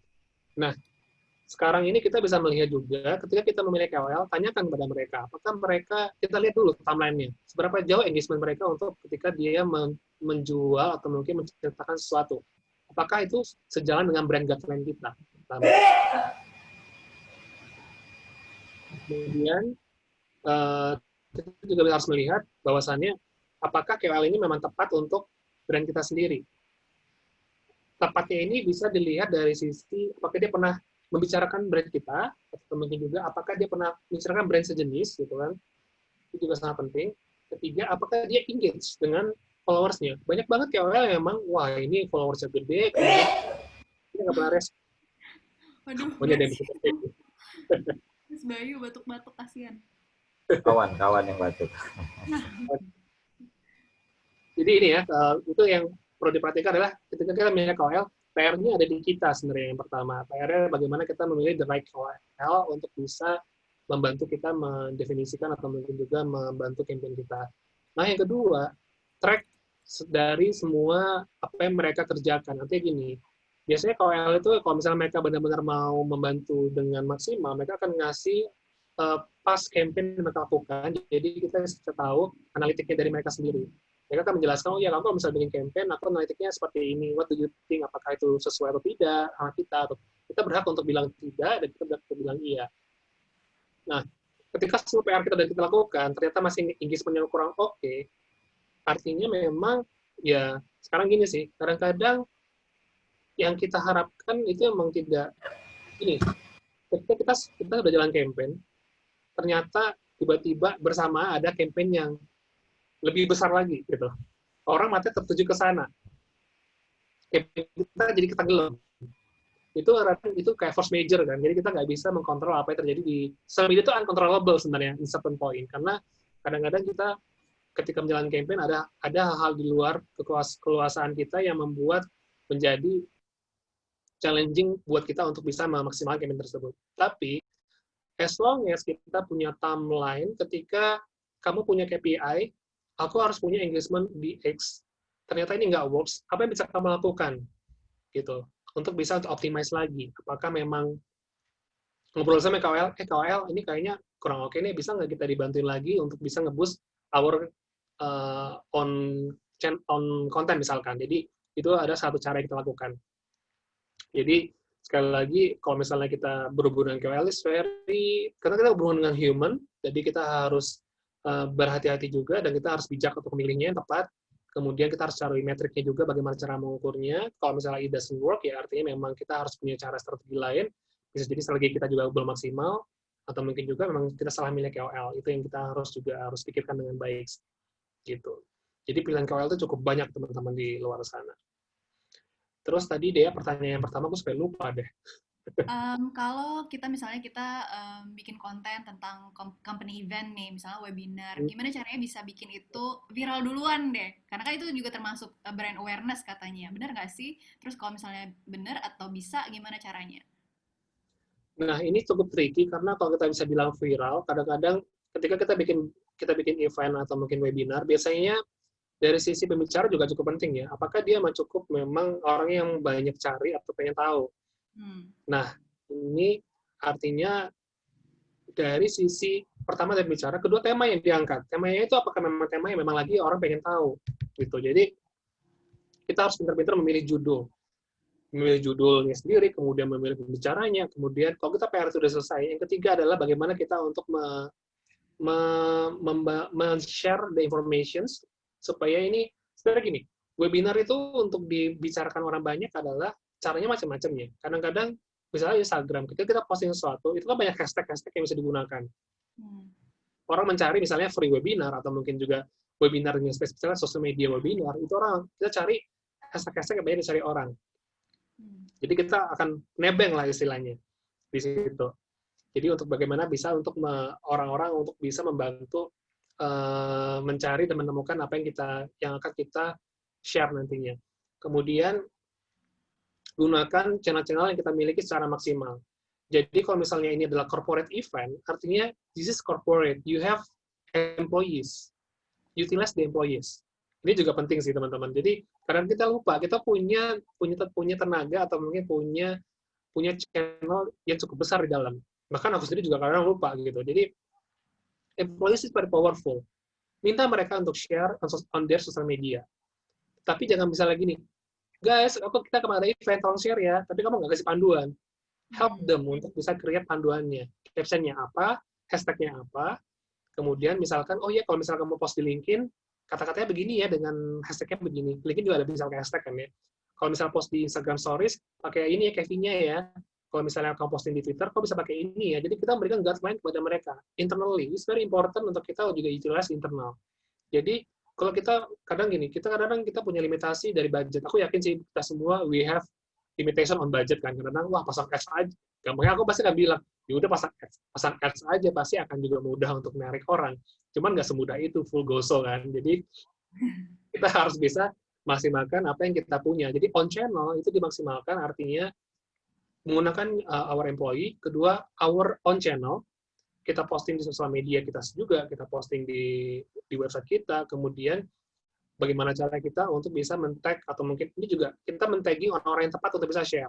Jadi kayak misalnya aku sendiri, aku sangat concern, atau mungkin sangat happy, misalnya di-tag sama teman-teman yang anak-anak mahasiswa gitu kan, mereka ada event, mereka nge-tag aku, mas tolong di-share ya, ya aku akan share gitu. Karena aku ngerti mereka akan butuh bantuan untuk diinformasikan gitu. Jadi cari orang-orang yang mau kayak gini juga, itu butuh PR, it's very manual, tapi kita bisa tahu bantuan itu. Jadi the virality itu sangat-sangat bisa difabricated, tapi kalau misalnya kita bisa menyutilas apa yang kita punya internally, it will be helpful. Nah, kalau misalnya kita virality eventnya hanya sekedar untuk viral aja, ya memang mau nggak mau memang Indian kita harus punya strong copy on title, kita punya strong speakers, kemudian kita juga punya satu lagi partnership misalkan. Apakah kita partnership dengan a certain organization, apa kita partnership dengan media, gitu kan. Jadi mereka bisa bantu kita untuk helping menyebarkan informasinya tersebut. Biasanya anak-anak mahasiswa lebih jago dibandingkan kita untuk kayak gini. Misalnya mereka bikin event webinar, mereka partner tuh sama radio, mereka partner sama yang lainnya, mereka akan bantuin, ayo Kak, gini bantuin untuk di-share. Jadi ini partnership itu sangat juga satu key buat kita untuk bisa mengutilize atau mungkin memaksimalkan dari sisi konten. Jadi partner ini juga bisa kita pilih, bisa kita kurasi, dan bisa kita maksimalkan. Jadi banyak cara untuk kita bagaimana untuk mengutilize. Bahkan kayak ini kita contoh spotlight talk-nya kita aja sekarang kan gitu kan. Jadi what they've done adalah memang mungkin teman-teman yang lakukan di sini ya, aku akan akan sharing di semua social media channel aku, ya mungkin necessarily harus viral, cuma harus people know gitu kan. Jadi ini, dan dia akan mengajak teman-teman yang udah ikutan hari ini, mungkin nanti akan di-email juga, guys jangan lupa ikutan untuk sesi berikutnya. Hal-hal yang kayak gitu adalah cara dia kita untuk bisa engage sama teman-teman dan appreciate mereka untuk bisa membantu kita untuk share the informations gitu. Semoga cukup menjawab ya. Oke. Coro barusan ngomong soal recording ini. Gimana kalau kamu nanya dulu pertanyaan kamu tadi nih, Coro? Dia nanya soal giveaway dan juga hubungan sama brand nih. Coro mau nanya langsung sama Mas Dimas? Kalau nggak ada aku, oke. Kalau nggak mau aku bacain ya. Dia mau nanya soal ini nih, Mas Dimas, ngejelasin ke brand gimana caranya komunikasi ke brand kalau giveaway itu nggak selalu bisa convert jadi organic engagement. Jadi setelah giveaway selesai, drop di engagement itu wajar. Sorry, tadi pertanyaannya adalah giveaway di sosial media. Enggak, ini kayaknya lebih ke kolaborasi ke brand ya kayaknya. Jadi gimana caranya ngejelasin ke brand bahwa giveaway tidak selalu convert menjadi organic engagement. Jadi setelah giveaway selesai waktunya, kita bisa drop di engagement. Wajar aja gitu. Is it correct? Okay. Mungkin yang mau nanya. Jadi ini sangat valid sih. Karena giveaway itu orang Indonesia itu adalah quiz hunter. Quiz hunter. I am quiz hunter juga gitu. Aku juga seorang yang sangat suka ikutan quiz-quiz social media, bahkan sampai umur segini pun aku masih suka gitu. Jadi kadang-kadang quiz-quiz ini dilakukan ketika ada quiz di satu brand, orang akan follow the brand. Ketika dia kalah, dia akan unfollow gitu. Jadi sekali lagi, TNC is very important buat teman-teman ketika melakukan suatu campaign dari brand. Kadang gini, pilihannya adalah TNC semakin ketat, TNC itu ada syarat tertentu ya, syarat tertentu makin ketat, tapi engagement-nya makin kecil, atau syarat tentunya semakin tidak ketat, engagement-nya mungkin bisa jadi makin besar. Contoh, misalkan kayak Genius. Kamu kalau misalnya dapatkan hadiah merchandise eksklusif dari Genius, syaratnya kamu adalah harus punya Genius gitu. Artinya mereka harus convert dulu jadi Genius dong, Genius user. Nah, ini buat teman-teman yang quiz hunter yang, aduh mager banget, gue harus punya produknya juga gitu kan. Ya udah mereka nggak akan ikutan. Jadi kita bisa punya software eksklusif atau mungkin juga orang-orang yang benar memang pengen ikutan dan mereka benar-benar adalah usersnya kita dan bisa engage dengan maksimal. Atau kita ya. Sorry, enggak, sebetulnya bukan ke situ sih pertanyaannya kayak gini.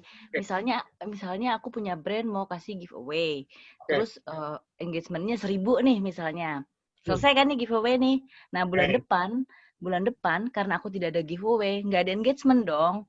Nah bagaimana menjelaskan bahwa ya lu tuh ada engagement hanya karena giveaway dan karena lu ada giveaway belum tentu dia loyal gitu loh ke brand lu setelah itu gitu. So after that there is no engagement is very normal gitu. Oke. Pertanyaan begitu sebenarnya gini. Sebenarnya adalah kalau misalnya kita sebagai brand, sebenarnya sekali lagi kalau misalnya kita giveaway itu harusnya bukan menjadi kita harus edukasi ke brandnya juga. kita sebagai orang agensi atau mungkin kita sebagai social media marketers, kita bilang bahwasannya giveaway itu akan increase the engagement. Tapi kita harus punya data, kalau misalnya, let's say, pas 6 month, atau mungkin pas 3 month, kalau misalnya tanpa giveaway, di take out engagement rate-nya, kira-kira berapa rata-rata? They should know dari numbers, gitu. Jadi kamu harus jualan numbers-nya, Kak Coro. Jadi mereka harus lihat, ini ya, kamu lihat kalau misalnya terjadi spike karena adanya dari giveaway. Kalau nggak ada giveaway, ini akan menjadi, basic-nya kita adalah engagement kita segini. Itu yang akan selalu kita harus jual, adalah kita harus sampaikan kepada brand. Jadi mereka paham bahwasannya, you cannot ask the social media marketer harus punya engagement-nya sama, dan mereka harus stick di angka segitu. Karena, sekali lagi, giveaways kadang-kadang memang tujuannya gini ya, kalau misalnya kita brand, kadang-kadang giveaway itu digunakan untuk boost the positive sentiment.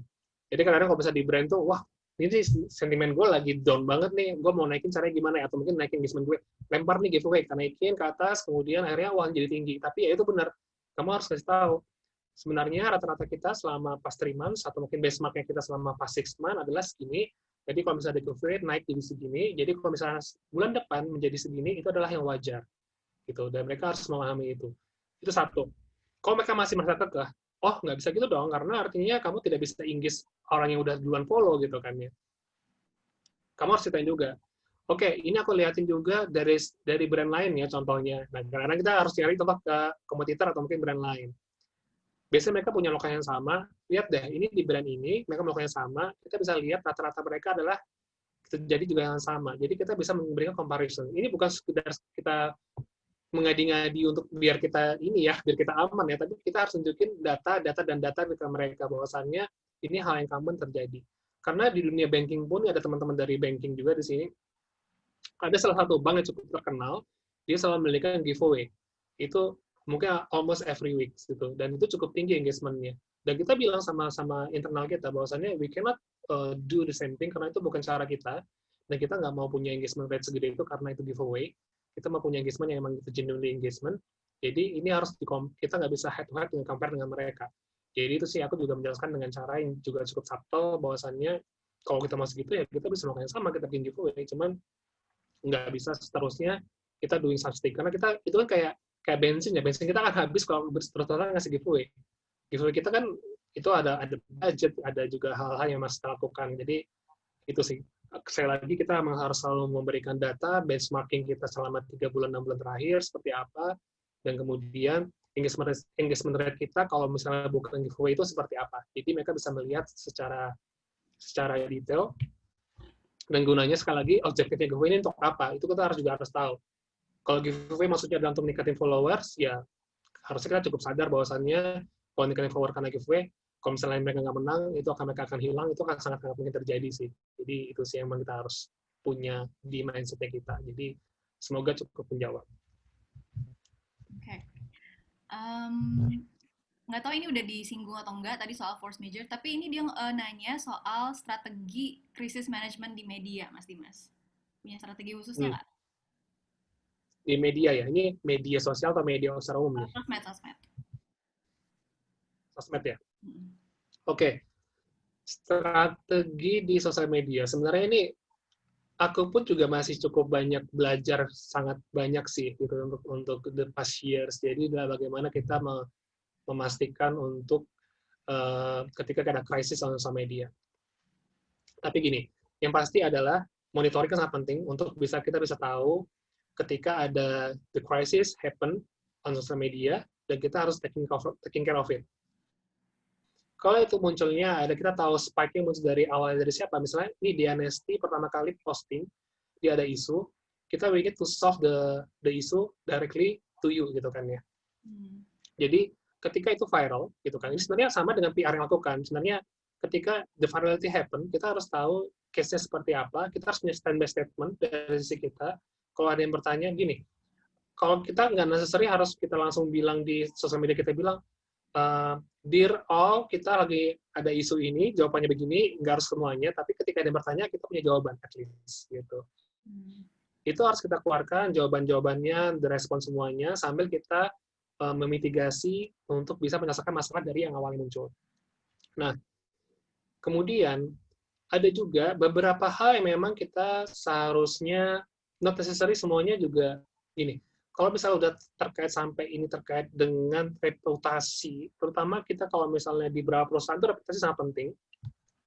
Kita harus directly mengontak orang tersebut dalam arti begini.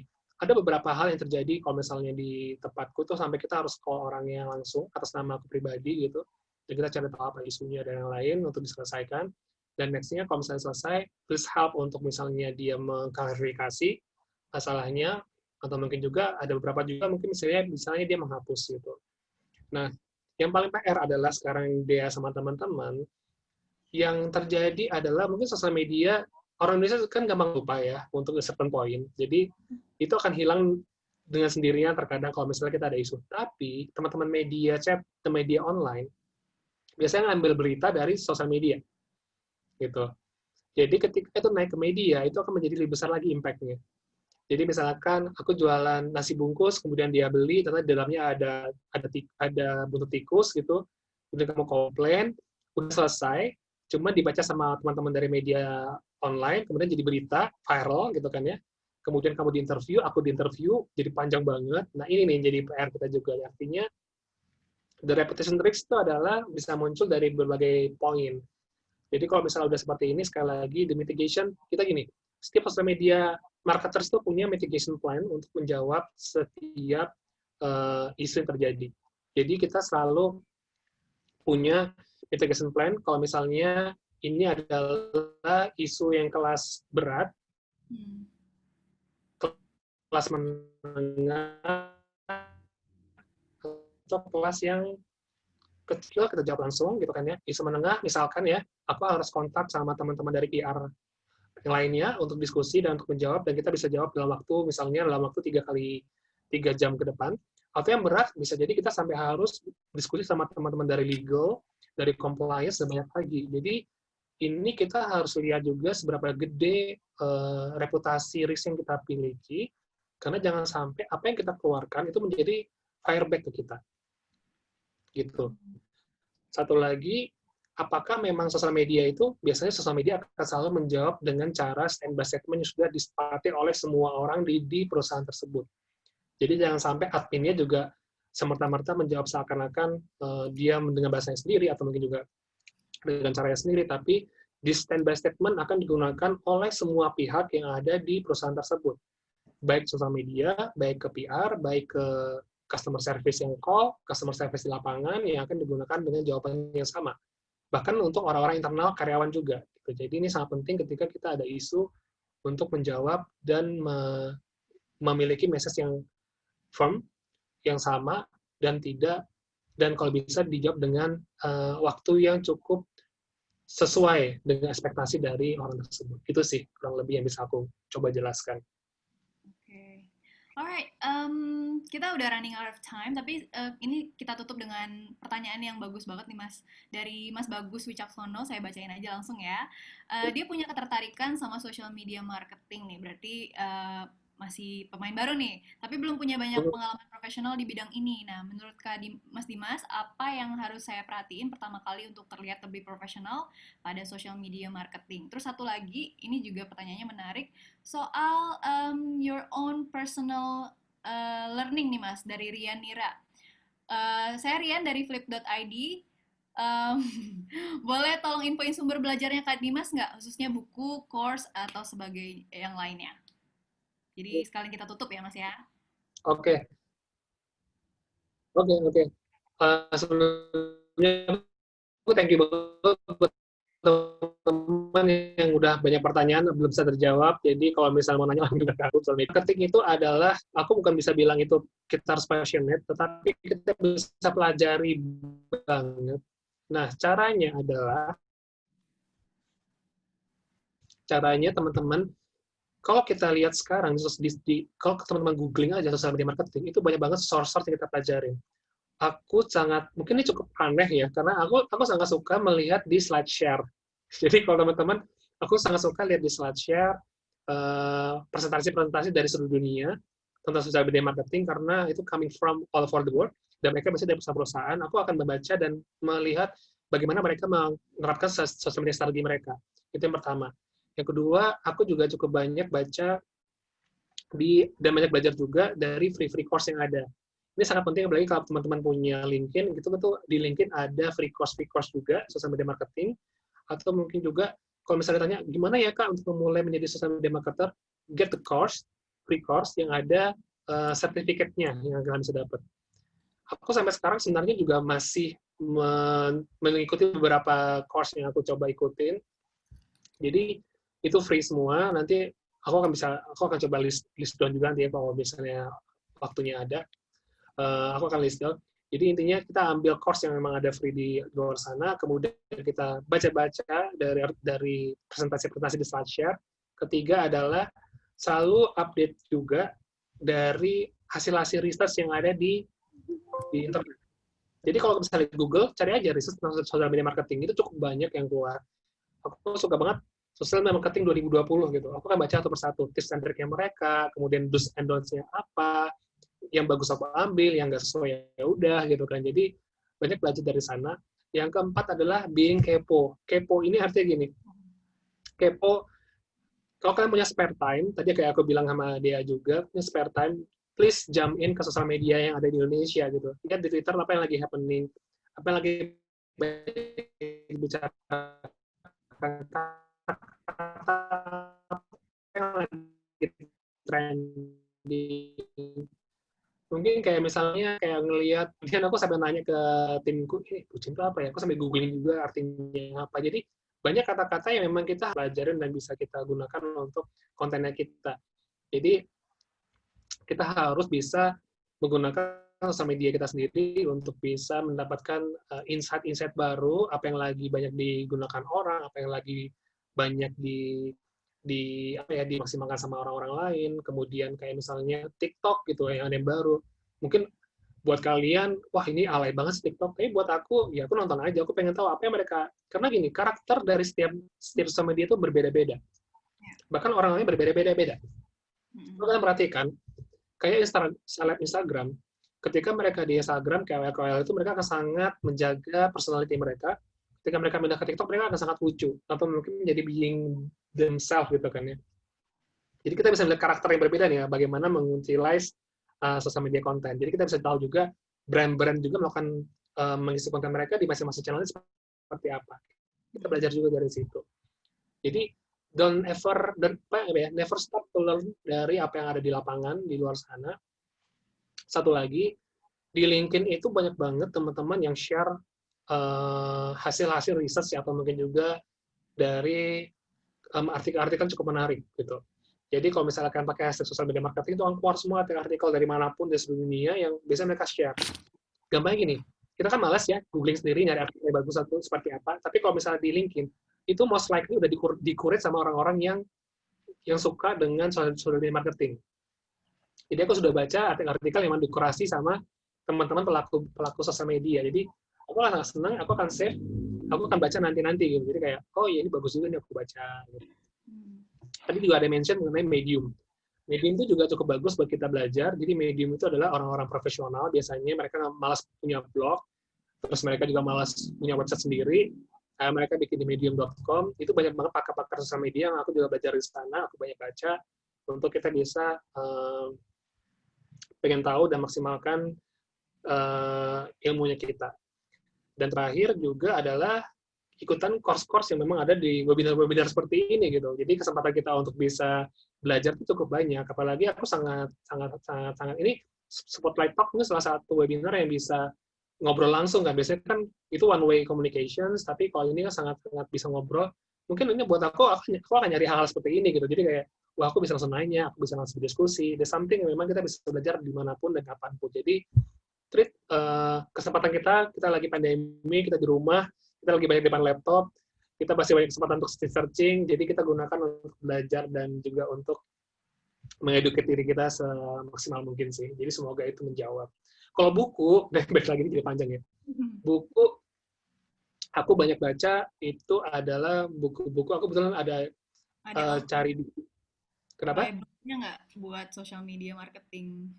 Aku nggak punya Bible sejujurnya, cuman aku banyak cari di Kindle. yang kira-kira nggak cukup tebal. Aku orangnya agak malas baca buku yang tebal. Jadi kira-kira yang tips and trik gitu yang cukup praktikal yang aku cari gitu. Kecuali digital marketing ya, aku bahkan baca digital marketing for dummies. Itu aku baca di situ karena aku merasa cukup dumb untuk belajar itu. Jadi aku baca itu jadi Bible-ku. Cuman kalau misalnya sosial media marketing aku lebih banyak cari atau mungkin PDF online yang memang cukup banyak di Google yang bisa kita unduh secara resmi. Jadi jangan cari yang bajakan ya teman-teman. Aku nggak ngajak kalian untuk mencari bajakan, tapi cari yang resmi yang memang di-share sama teman-teman kita di luar sana untuk bisa kita pelajarin lebih jauh. Nah, sama satu lagi, kalau misalnya mencari data, aku juga banyak baca dari teman-teman kita dari We Are Social. Kebetulan beliau-beliau di sana mereka sangat sering mengeluarkan data per quarterly atau mungkin juga per tahun, data Indonesia pengguna sosial media kita seperti apa, kemudian bagaimana trennya di Indonesia seperti apa, dan itu di website mereka juga di blog mereka ada cukup intens menceritakan informasi-informasi di sosial media. Jadi banyak hal yang bisa kita pelajari juga, gitu sih kurang lebih deh. Siap, that's very banyak banget ilmunya, dan mudah-mudahan teman-teman juga udah terjawab ya. Maaf banget kalau kita nggak bisa jawab semuanya karena waktunya terbatas. But ini I'm sorry to put you on the spot lagi, Mas Dimas, tapi I have to ask you to choose one question, the best question dari teman-teman semua untuk pemenang giveaway kita. Nih ngomongin giveaway lagi deh. Pemenang giveaway kita kira-kira siapa nih, Mas? Sambil dipikir, saya coaching dulu ya.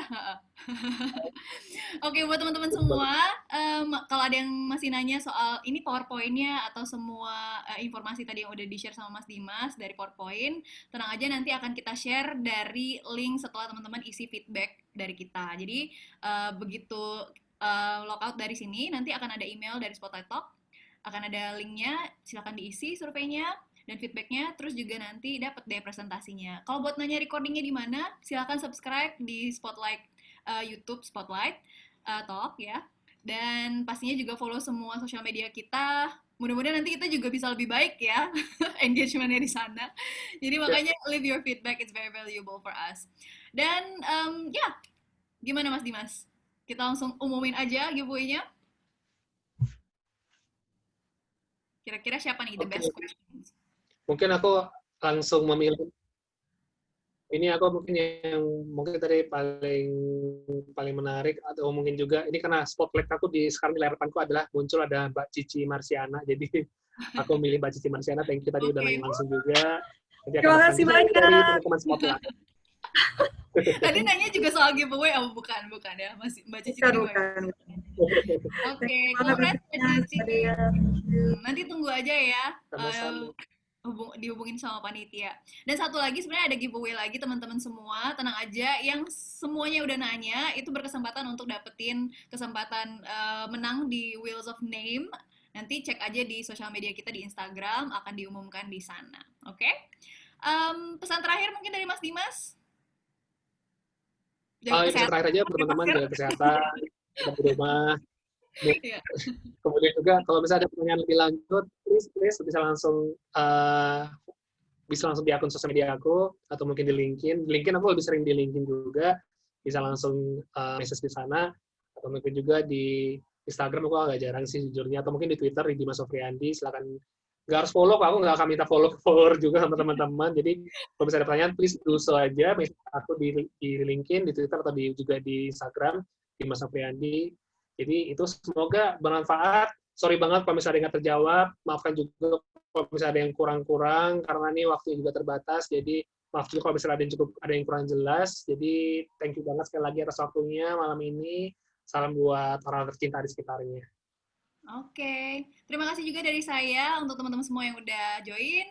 I hope you get a thing or two about anything about digital marketing, social media. Semua ilmunya Mas Dimas benar-benar bernas ya malam ini ya. And silakan follow semua yang bisa di-follow. Dan juga stay connected, jaga kesehatan, sampai ketemu di Spotlight Talk berikutnya. Sampai jumpa. Terima kasih, sampai